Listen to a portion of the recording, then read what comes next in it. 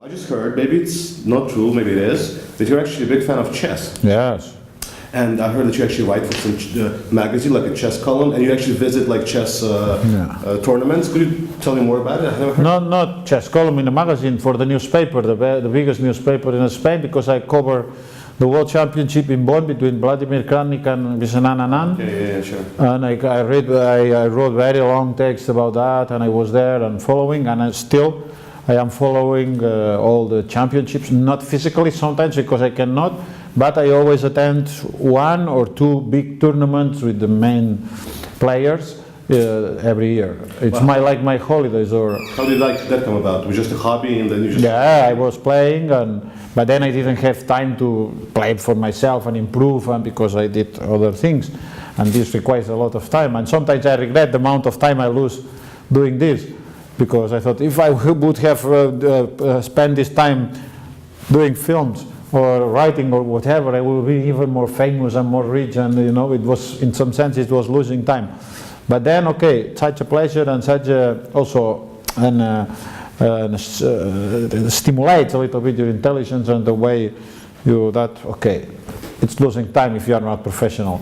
I actually heard that a lot of filmmakers like chess, like Kubrick was a big fan of chess. Yeah. Maybe it's not a rule, but just maybe helps you organize your mind. Well, yeah, a little bit. Maybe it's linked with military and is linked to maybe organized teams. Strategy, sort of. Yeah, organized teams. Deal with people. We'll deal with a group of people. But coming back to cinema now, maybe it's kind of like it's a stupid question, but at the same time it's an important question. How do you think cinema is exactly different from other art forms? What is like uniquely cinema? That life plays a very direct role in the final form of this art form. Okay. That you are there living your life, and then by chance, by miracle, it's art. Just with the camera, the language is the easiest and the most basic language you can understand and you can learn. It's just putting a camera and putting a record, so it's a direct communication between life and art. In a way, like actually being there, because I've heard you talk about this dramaturgy of presence. Yes. Like somebody being present in time evolving. Could you elaborate, maybe talk a little bit more about this dramaturgy of presence, what you meant by that? Well, it's that you have to make an opposition to dramaturgy of action. So things have to happen there because, to understand what's going on, and that dramaturgy of presence, that is just a presence, that creates maybe a little bit more hidden reverberations. But these reverberations means action also. Mm-hmm. And this action means that you fulfill the frame, or you fulfill the film or the time with reverberations that are still there, and that are as important as all the reverberations created artificially by action. And these are in the middle, because you have to manipulate actors, you have to, it's not a presence in itself it's the beginning, but not at the end. But it creates a natural dramaturgy. And it's what people has to understand that also. If you're talking about natural dramaturgy, what you do in your films is mostly you're working with period films, and usually period films are just some, theater bullshit, but your films, what they seem to have is, even though they're period films, they're they have this documentary sense to them. Even if you watch like a film from the Middle Ages, it still feels like it's today. Obviously you're consciously doing that. So maybe you could talk more about... Of course, it's one of my goals. This idea of not living the past with our views, with the cliches we have nowadays, but living the present of the past, living the past in present. True. This is the main thing, because, there is a lot of contradictions, and this allows you to escape archaeology approach. Allows you, because you want to live it in present. So, how to live it in present? You have to find an equivalent sensation that you think that it was at that time, but even if you don't know anything about that time, you don't care. It's not, you are not obliged you are not in an hermeneutical approach. It's aesthetics. Because past was at a certain time, the past was the present, sort of like. Yeah, because the real person you have is what you have in front of the screen. Who is more real, the real Hitler, or the Hitler you have in my film in front of you in real time? that impress you more or that aesthetically creates a higher sensation of reality than the Hitler you can see in documentaries? Mm-hmm. I don't know which one it will be, and which one will be more important after, years in history. Maybe Hitler himself will be nothing in encyclopedias, and my Hitler will have a bigger part because he has changed the world. You don't know that. Yeah. What will happen, what people will think will happen in the future and what people will think. So what you get is the intense sensation in present times. Which one is more real, and which one is more realistic? Well, it was Oscar Wilde who said that life copying art, retrospectively. So for me, this was a very easy thing, and it happens with a lot of small details. I always explain the same. But for example, when I was there shooting one of these films, and we're using books, we need books for the decor, and they bring books. History of My Death, you mean? History of My Death. Yeah. And they bring books, and were new books, And I said, where these books are? Well, with old shape, but new, clean, new. And I said, why do you bring in these books?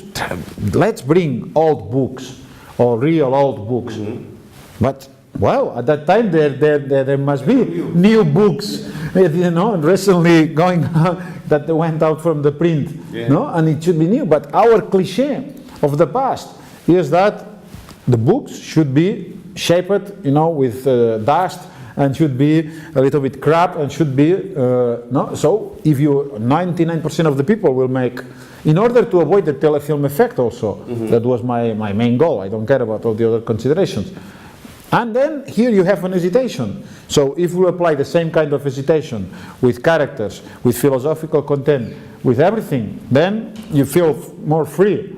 And this idea of making the past present, or living the past in present times, you understand that it can be done with very different and sometimes controversial resources. But I think that in my case, it still keeps us a coherence, or it was never extravagant or absurd or ridiculous. Actually, we were talking about this certain presence of reality and the nowness of the past, and as far as I understand, to convey that, you need certain people. Could you maybe tell me a bit more about how you actually choose people that you film, that you decide to put on screen? There is no rule, because people try to always ask me some questions about that, and I am quite an anarchic guy.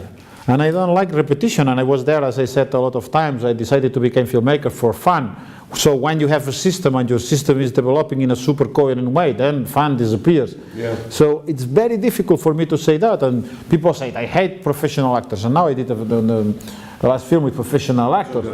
Yeah, now the next I don't know. So there is not a rule, because the human element, this is actors that you choose, is the most, the most lively element you can have. So it will be absurd to have a rule to apply to this lively element. It's better to even not have a rule to choose people.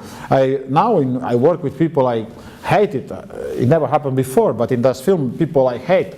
Not I hate, but I didn't respect as a human beings, as persons. So it didn't happen before. And I thought that everything in my purity or in my system was based on respecting the people you work with.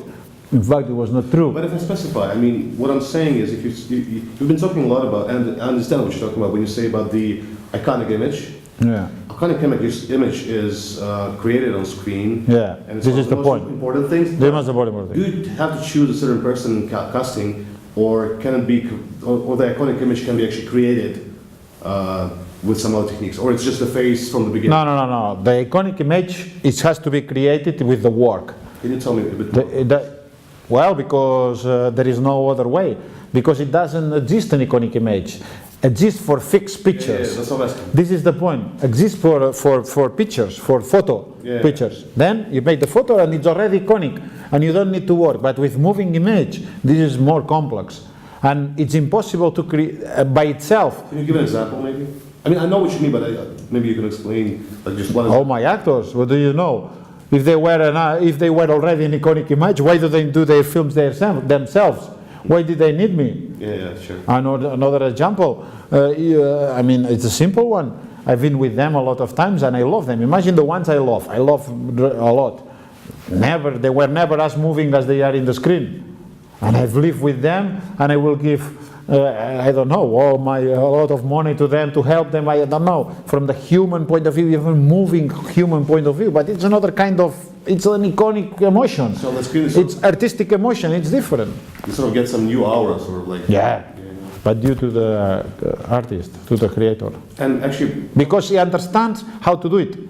They don't understand how to do it. True. Obviously it helps. If somebody is already something, has already something, it helps. But even you can create, and can tell you, this iconic image with people that, with time. This was my only thing. You need time, more time.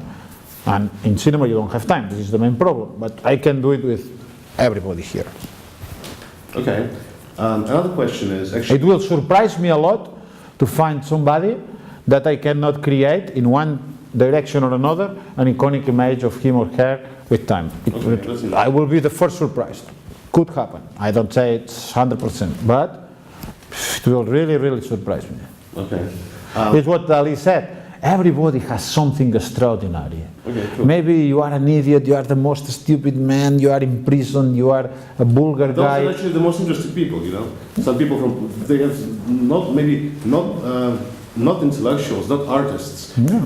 People from prisons or whatever, they actually have some strange things. Like for instance, when Pasolini filmed this Lumpen people, you know, you have to. But imagine not the ones that Pasolini choose. Imagine the horrible ones. I mean, because we always focus on the ones that were already chosen by somebody. So imagine that the ones that will never be chosen by anybody.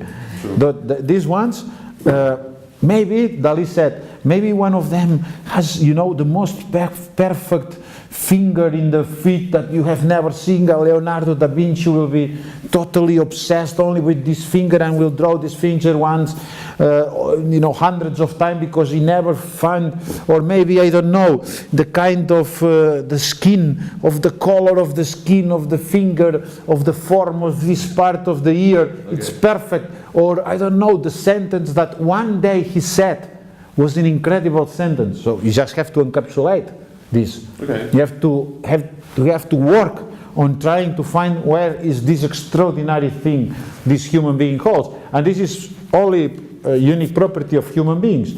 Problem is we don't have time and we are lazy and we don't want to spend time with an idiot. But if we spend this time, I think I agree with Dali in this case that everybody has something absolutely extraordinary, and I will say even more, unique and unbeatable. In the sense that from these 5,000 million people in the world, everybody has something that is the best something in the world. Right. I believe in that. For the reason we are humans and we are not things or animals. Another question is, we've been talking about choosing certain people and about how time moves. And so my question is, how do you think is modern cinema, which you are doing, and I think it truly is modern cinema, not just because it happens today, but because of your film language. How is modern film language different from the cinema of older days?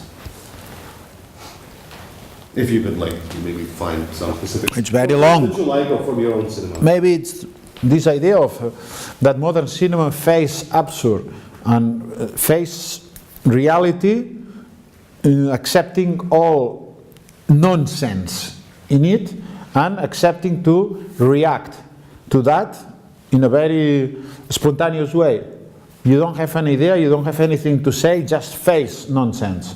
And with this, what comes back, it's much more complex, because nonsense is one of the characteristics of the 20th century. Maybe it's essential characteristic, no? That people accepted that this was part of our lives and part of our art. Mm-hmm. So when you face that, because cinema was very conventional until the 50s or the 60s with Novого, but when they start to formally, psychologically and dramatically to face that, then the possibilities open in a really, really wide. But in a way, what you're saying is, if you open yourself up to this absurdity, does it mean that modern cinema doesn't follow that much? Not absurdity, not absurdity, nonsense.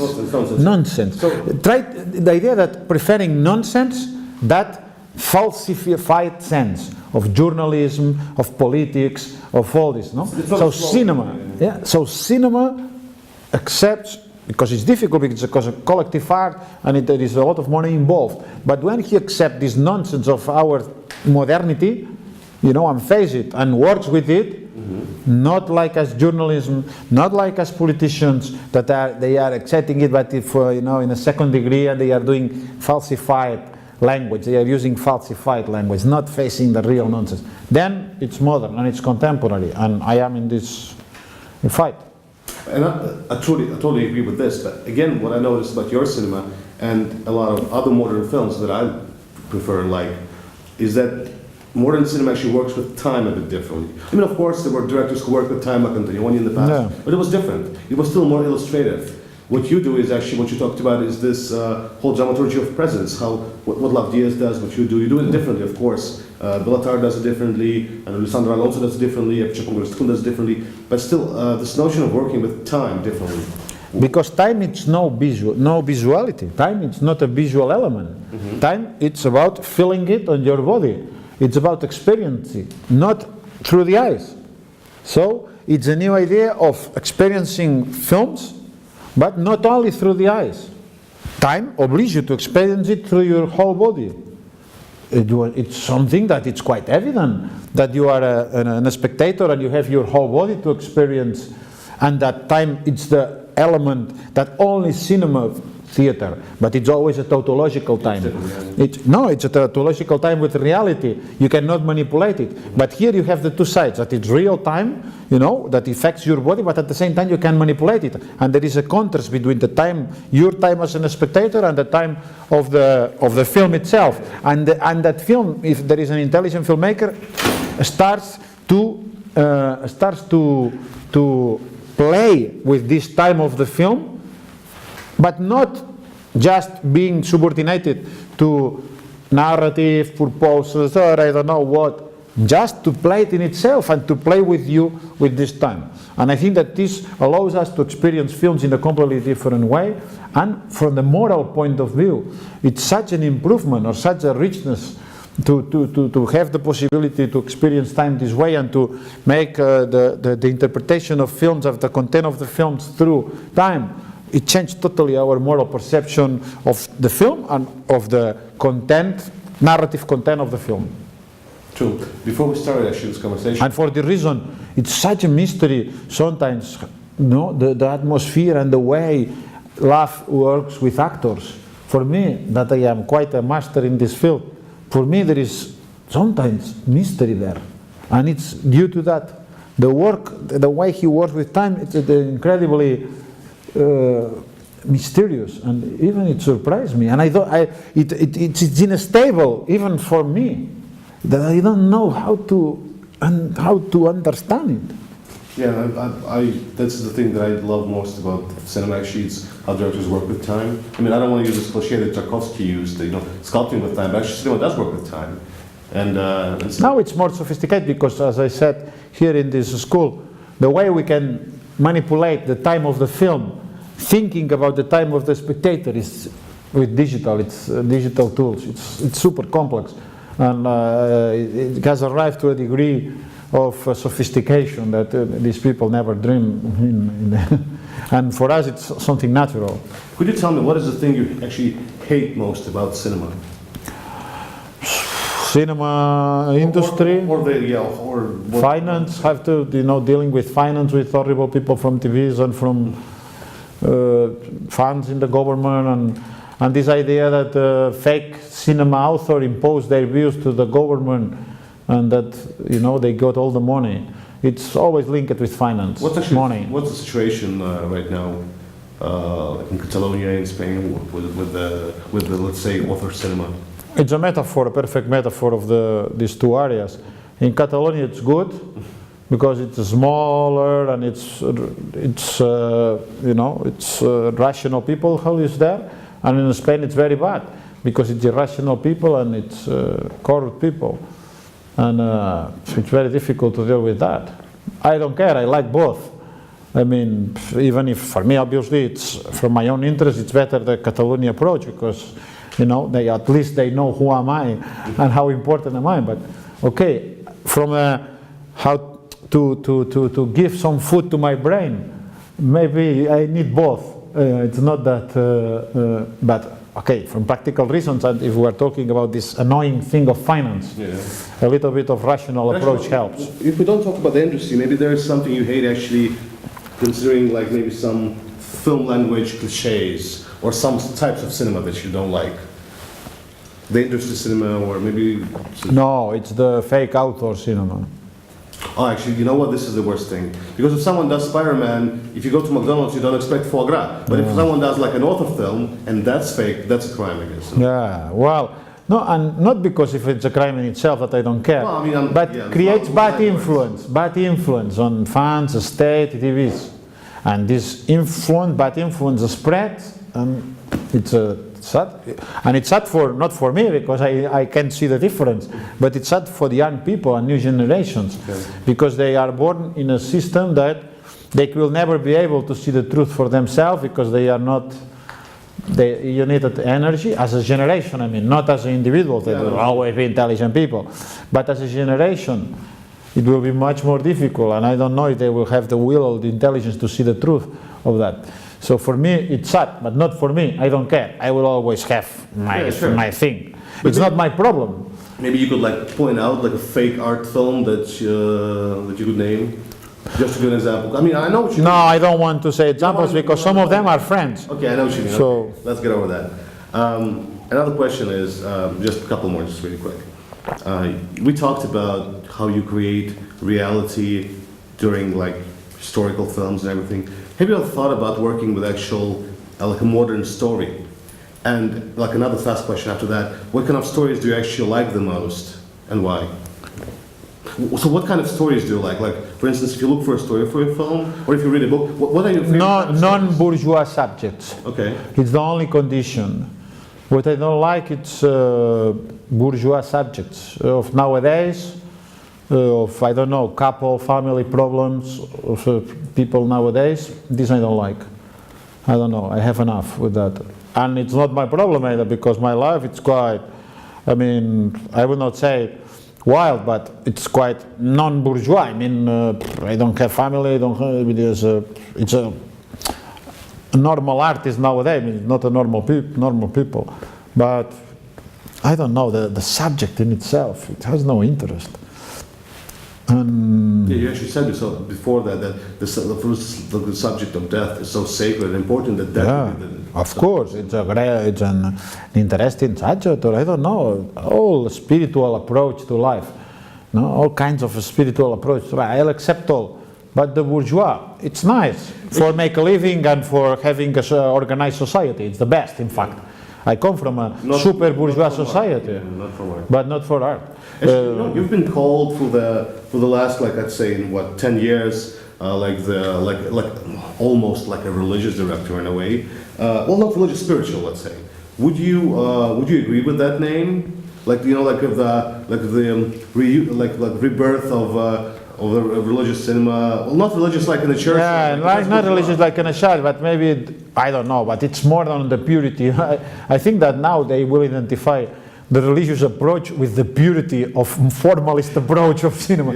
Because this will be so rare that to have this approach will illuminate your lives like God was coming down. So for me, I think that it's just a joke, but a little bit of that there is. That just to be a little bit strict on your subject and not fall in the temptation of, giving easy food, easy meat. No, sure, because it's already something. Okay, then I choose some, but okay, some others are not. I mean, Casanova, even if there is some kind of fight there on guilt and on some things, but in general, it's typical 18th century, guy against and subject against all this idea of religiosity, classical religiosity. So, but still, in the end, nevertheless, all the topics. What I love about your films is that no matter what these kind of like readings could be, like what the film critics could say, the best things are actually that this almost meditative like sense of something like how I call it. Maybe it's not professional language, but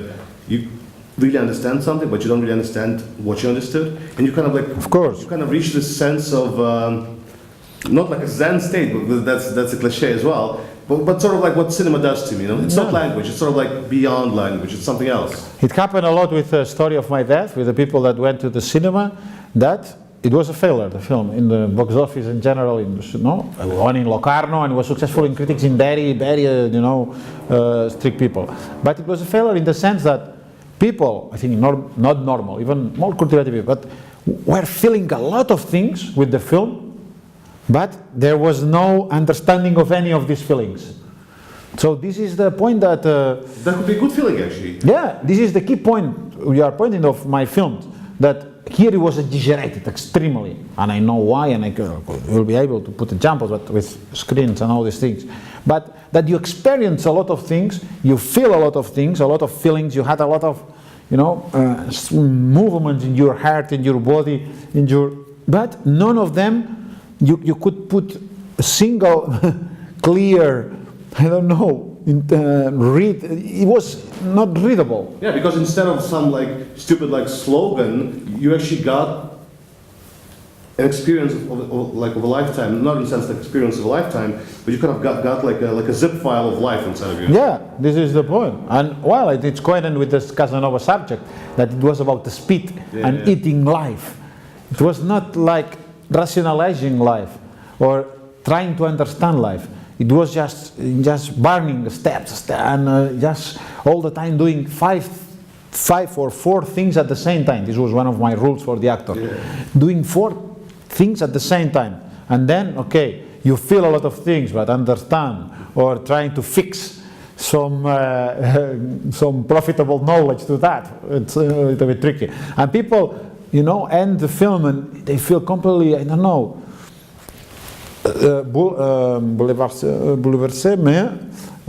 shocked, but at the same time empty, because they were not capable of fulfilling these feelings, these physical and with some intellectual or some coherent content. The interesting effect that actually I get, and some of my friends also get, it's when you get an intellectual meaning, you just, okay, I understand, I'm so smart. No. But when you get this feeling, is that the optics of your eyes actually change. And when you walk outside from the film, you start seeing the world differently. And that's a gift that cinema can give you. That is amazing. And thanks for that.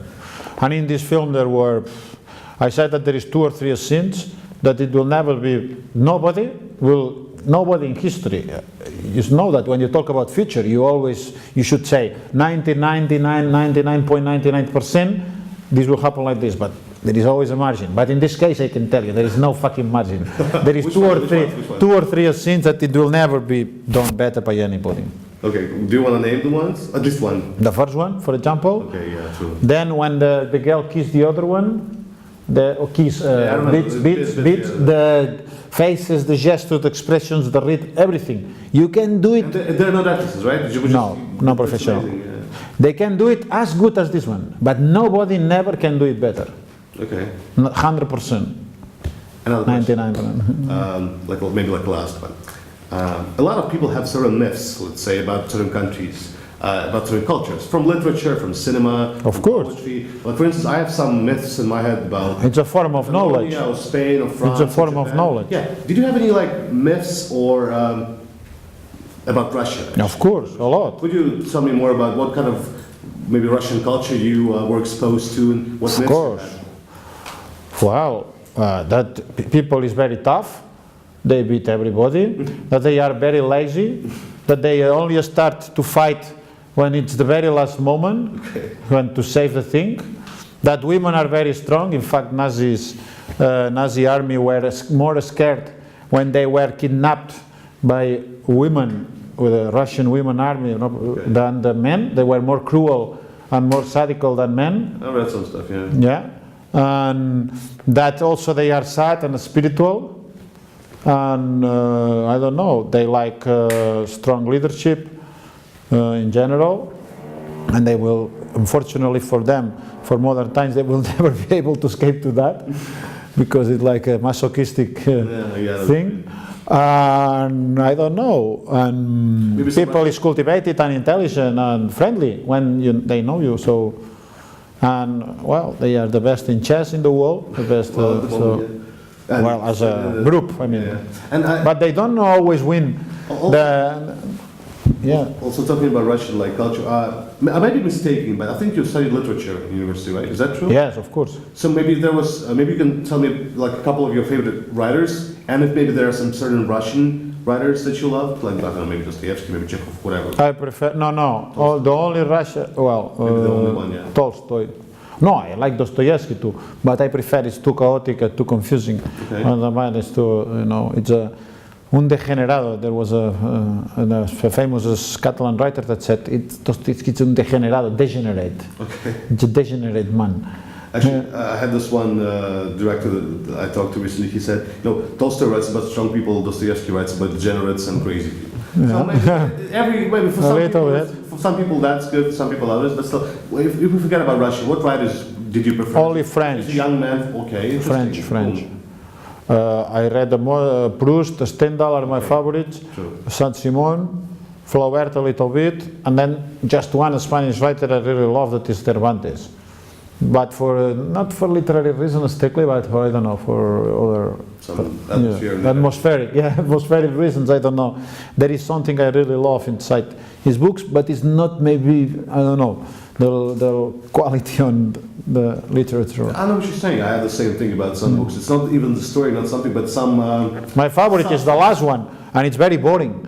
So it looks like contradictory, but I don't know. There is some strength that you cannot find anywhere else. So this is because the spiritual approach to literature, it's unique.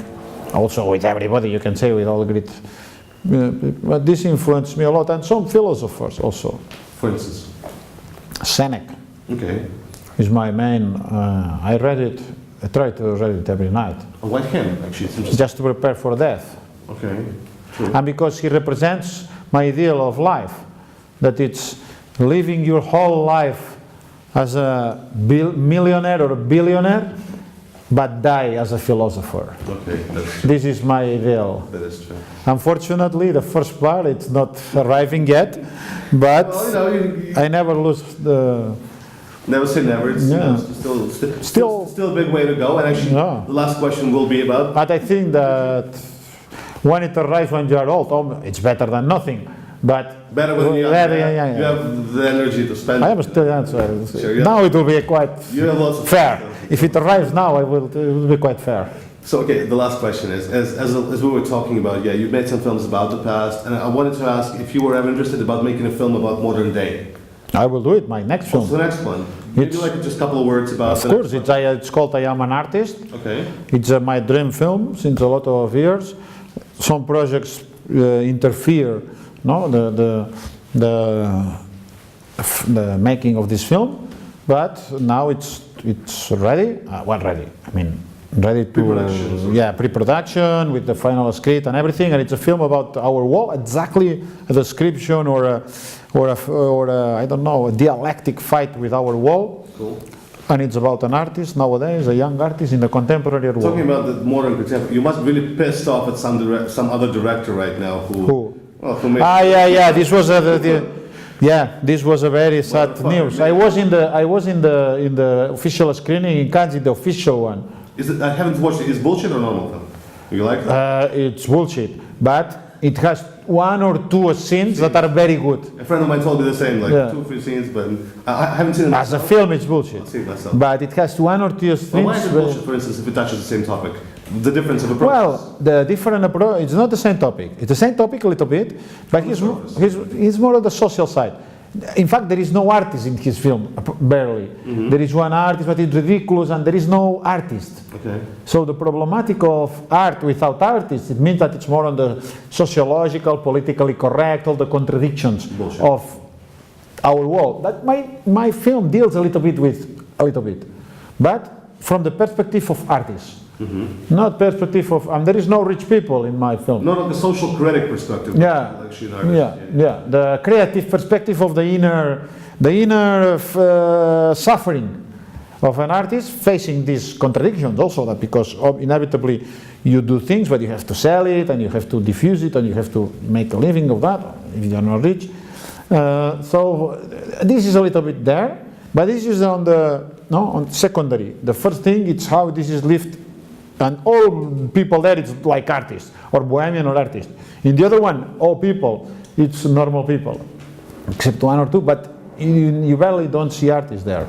Okay. And this is a very different perspective. But it's true that the ambience, the environment, it's a little bit, for this thing I was upset, and it won the Palme d'Or. You're going to do a different film. Of course, but still, from the financial and commercial purposes, or I don't know, opportunism, it's not good news. Some producer might say, okay, this has been last year. I am sure it was Almodovar, because he knew that I will do this film, and as I am the one, yeah, as I am the, no, I don't care, but as I am the one that will be more important than him by far, the only one in Spain, he wanted to fuck me, and he said, we will give the Palme d'Or to this fucking film, so it will be less probable that the other one will be great. Okay. But even, Almodovar is like small enemy for me.